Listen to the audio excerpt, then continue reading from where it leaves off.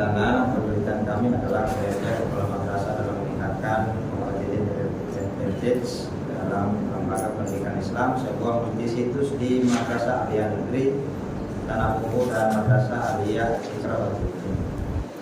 Jadi yang melatar belakangi dalam judul penelitian ini ada 4 komponen di sini.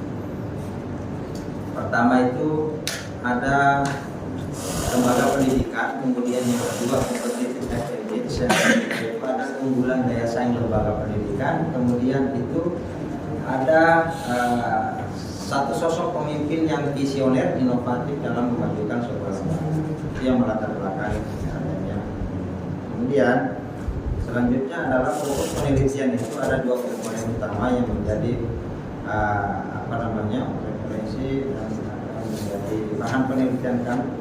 Itu bagaimana kinerja kepala madrasah dalam meningkatkan competitive advantage pada lembaga pendidikan Islam, terutama iman dan madrasah aliyah. Kemudian hambatan apa saja yang dihadapi madrasah dalam meningkatkan competitive advantage. Itu fokus penelitian. Kemudian yang selanjutnya adalah tujuan penelitian. Tujuan penelitian ini mendeskripsikan konsep kinerja kepala madrasah dalam meningkatkan competitive advantage pada lembaga pendidikan Islam. Kemudian kedua, memaparkan berbagai bentuk hambatan apa saja dalam meningkatkan competitive advantage antara Madrasah Aliyah Negeri Tanah Bumbu dan Madrasah Aliyah Citra Batu. Kemudian selanjutnya pada bab 1 itu manfaat penelitian. Manfaat penelitian ada 2, secara teoritis dan secara praktis. Selanjutnya itu ada definisi operasional. Definisi operasional itu ada kinerja kepala madrasah. Kinerja kepala madrasah ini adalah sebuah proses dalam menciptakan sebuah pengertian apa dan bagaimana dalam mengelola seseorang, satu sekumpulan orang untuk meningkatkan dalam mencapai hasil yang diharapkan. Kemudian competitive advantage itu bagaimana cara seorang kepala madrasah yang menggunakan berbagai macam strategi untuk menjadi madrasah yang unggul dan bersaing. Kemudian madrasah aliyah itu sendiri adalah sebuah institusi lembaga pendidikan Islam yang diselenggarakan dengan diberikan dengan hasrat dan niat untuk memperjuangkan ajaran nilai-nilai ajaran Islam. Kemudian masih sekitar 2 tahun adalah penelitian terdahulu ada 5 yang menjadikan rujukan di sini penelitian terdahulu. Kemudian kita masuk ke bab 2.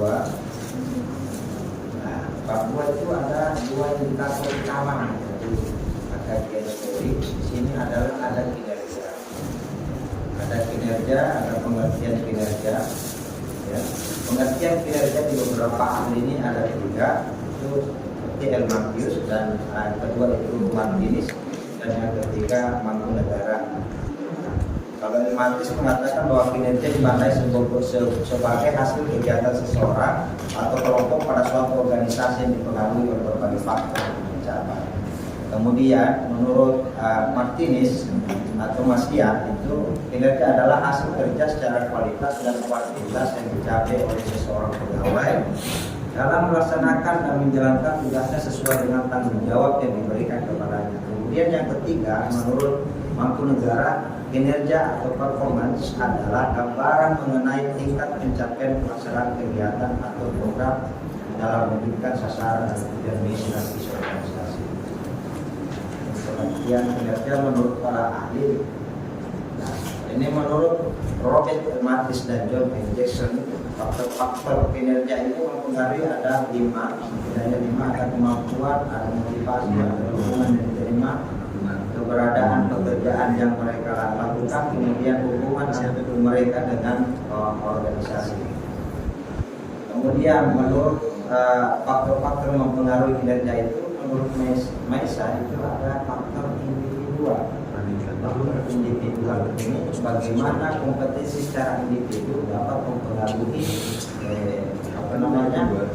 kelompoknya dalam melaksanakan sebuah kegiatan atau program yang dijalankan sehingga tercapai. Kemudian faktor kepemimpinan.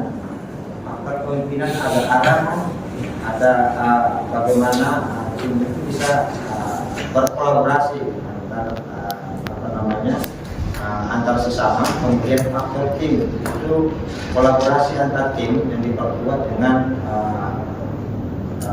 beberapa program yang akan dijalankan. Ada sistem yang akan dilaksanakan di dalam sehingga berjalan dengan efektif dan sesuai dengan harapannya. Kemudian faktor-faktor yang mempengaruhi kinerja negara itu ada 3. Faktor kemampuan. Nah, yang kedua itu ada faktor motivasi. Faktor kemampuan ini bisa dikatakan seperti misalnya tadi mengatakan bahwa secara individu ada kemampuan atau kompetensi yang dia miliki dalam mengelompokkan berbagai macam permasalahan atau hambatan untuk melaksanakan sebuah program yang menjadi sasaran program yang dilaksanakan di lembaga. Kemudian ada faktor motivasi. Motivasi di sini ada di dalamnya attitude atau sikap yang dijalankan sehingga seiring berjalannya waktu antara pemimpin yang dipimpin itu sama-sama berkolaborasi dalam segi ada masukan, ada yang diberi arahan terkait masalah program yang dijalankan. Kemudian ada sikap mental. Kemudian terkait yang teori yang indikator kedua adalah ada fase dalam kinerja kepala madrasah dalam meningkatkan competitive advantage ini ada 3. Ada sebuah perencanaan, kemudian ada pembinaan, kemudian yang ketiga adalah ada evaluasi, ada penilaian sebuah kinerja. Kemudian perencanaan kinerja itu ada 3 yang menjadi sasaran atau indikator. Pertama itu perencanaan kinerja itu mengidentifikasi bantuan yang disediakan oleh manajer atau pimpinan. Misalnya di dalam 2 lembaga ini itu ada kepala madrasah membentuk sebuah program atau sebuah tim yang dimaksud PKB, program kinerja berkelanjutan. Program kinerja berkelanjutan itu kepala madrasah bagaimana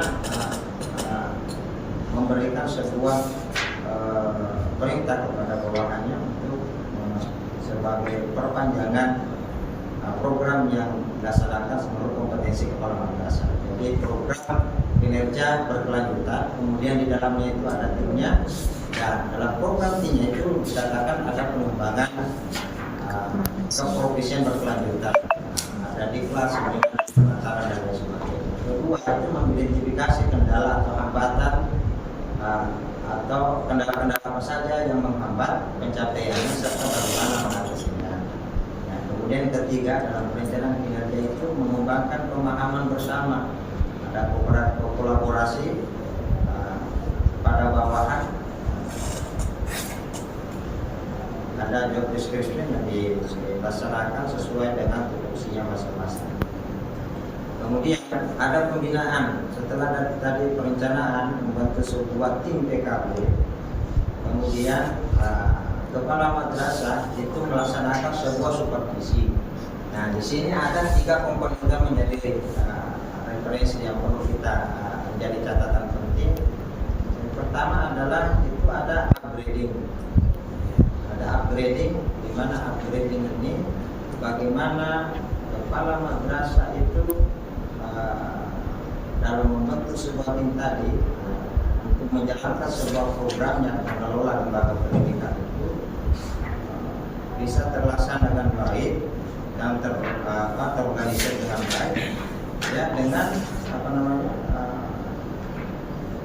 melaksanakan program rekrutmen. Yang pertama itu rekrutmen tenaga pendidik. Nah, tenaga kependidikan kalau ada kekosongan dalam hal itu ada rekrutmen, jadi untuk memilih atau menyeleksi tenaga pendidik yang memang ahli dalam bidangnya. Kemudian ada service training. Service training itu adalah pembinaan secara dalam jabatan. Pembinaan dalam jabatan itu ya kepala madrasah memang berupaya untuk mensupervisi. Ada kegiatan administrasi seperti PKB tadi itu membentuk tim PKB, kemudian tim PKB itu membentuk website secara administrasi, secara online itu dikumpulkan semua tenaga pendidik dan pendidikan diarahkan satu pintu di website itu. untuk diupload dan diarsipkan.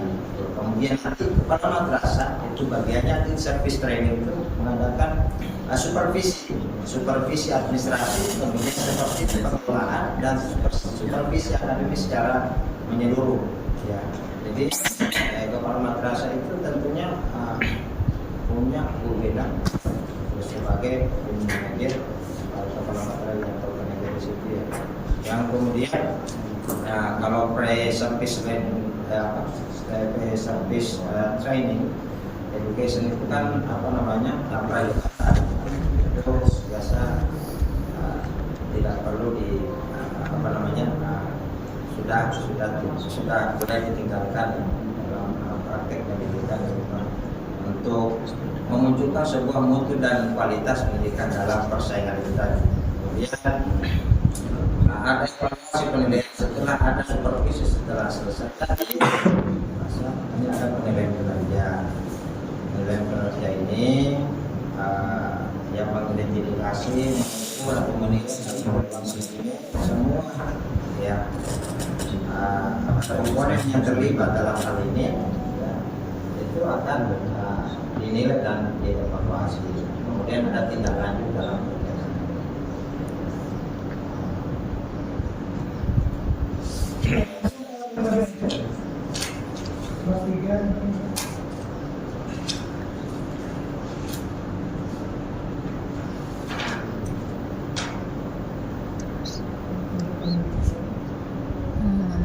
terus lain terus aja enggak terus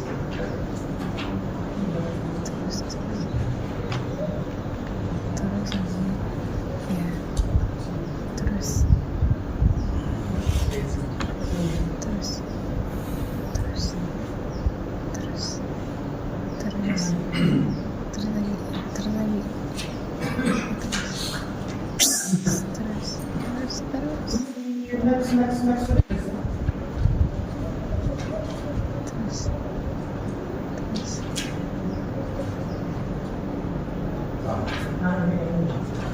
ya itu tiga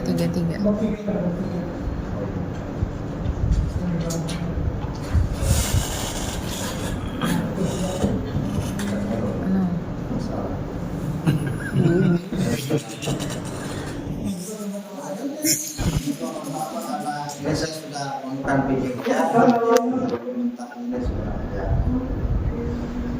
Jadi dalam waktu misal metode penelitian sudah waktu penelitian sumber data, teori data, teori data, jenis dan metode penelitian yang terlakukan itu adalah kualitatif dengan menggunakan metode studi atau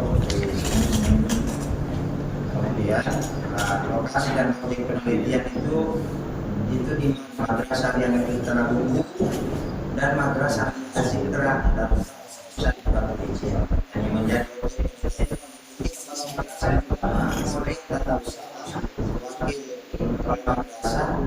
wakil kepala madrasah bidang sarana, bidang humas, bidang kurikulum dan guru yang dianggap bahwa perluasannya penggunaan dari berbagai objek dari kurikulum meningkatkan kinerja kepala. Kemudian sumber data itu ada data primer yaitu ada observasi, kemudian wawancara, interview, dan data sekunder itu data pendukung yaitu dokumentasi ya. Kemudian teknik pengumpulan data itu ada observasi. Nah, dalam observasi ini komponen yang diobservasi itu ada 5. Pertama, kepala madrasah, peran yang diobservasi pimpinan manajerial, jaringan, dunia usaha, dunia industri, dan lain sebagainya. Kemudian interview juga ada 5 komponen. Objek yang objek yang akan diwawancara. Kemudian dokumentasi atau data buku.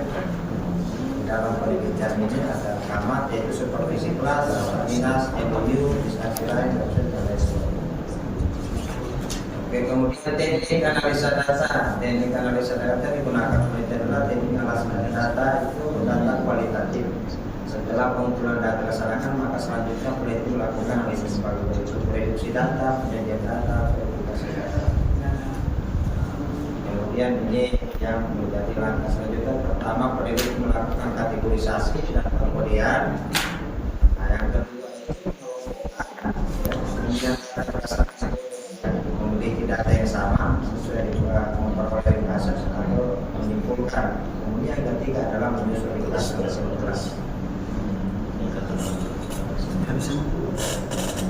Kemudian adalah keabsahan data.